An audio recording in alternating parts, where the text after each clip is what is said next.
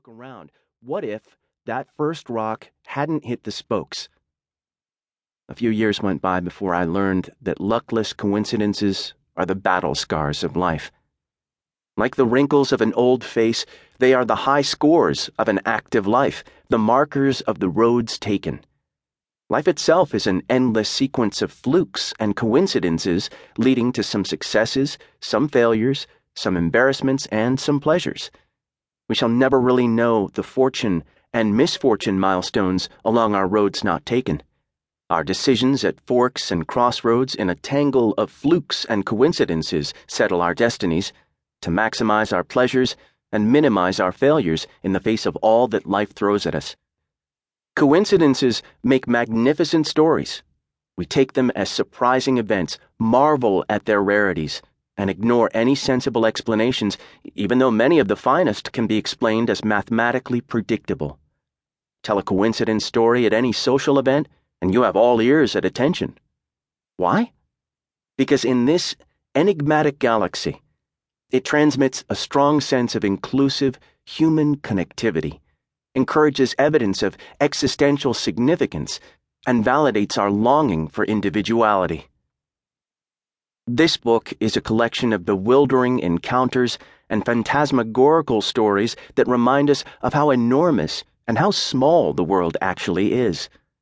It includes practical mathematical methods for appraising a story's likeliness and examines the nature of coincidence frequency to explain why coincidences deceptively surprise us when they happen.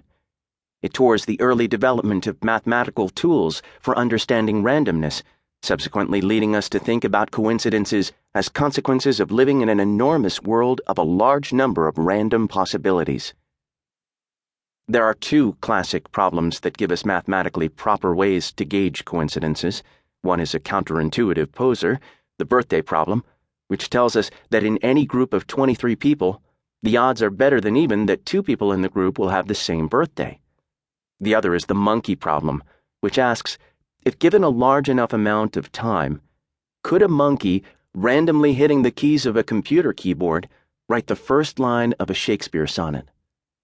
These two problems, along with the law of large numbers, the theory of hidden variables, and the law of truly large numbers, give us a reasonable understanding of why coincidences happen far more frequently than we expect. This last law, the law of truly large numbers, is a philosophical adage and the central argument of the book. In a nutshell, it tells us that if there is any likelihood that something could happen, no matter how small, it's bound to happen at some time. It's not a theorem that can be proven. After all, I used the phrase bound to happen, which is as ambiguous as any phrase can be, but it gives a sense of just how common coincidences are. The book is in 4 parts.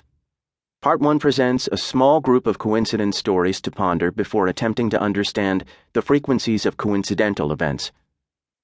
Each story represents a whole class of stories that have similar analytical features. Part 2 covers all the mathematics you would need to know to be able to understand the central argument of the book. In Part 3, we return to the 10 representative stories of Part 1 to analyze their frequencies to find that absolute randomness as a theory is not the same as absolute randomness in the real physical world. Part 4 gives us a fun chance to explore those coincidences that defy analysis, such as odd and tragic stories of incriminating DNA evidence, lucky scientific breakthroughs, rogue market bets, ESP wonders, and coincidence plots in fiction and folklore.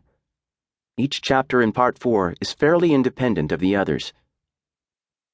When you reach the end of this audiobook, you will be looking at the mysteries of coincidences through a curious lens focused on how they happen and how they preserve their wonders. This audiobook will not only reveal the surprises behind those frequencies to explain why coincidences happen, it will also change the way we see things. Most of our daily events or circumstances don't come to us in simple ways, but are connected to so many other events and circumstances that are beyond our notice. Any single event is a result of many others, along with complex concepts beyond our reach. So, though I will use mathematics to explain why some coincidences happen, I will also accept and at times argue for some notions of fate.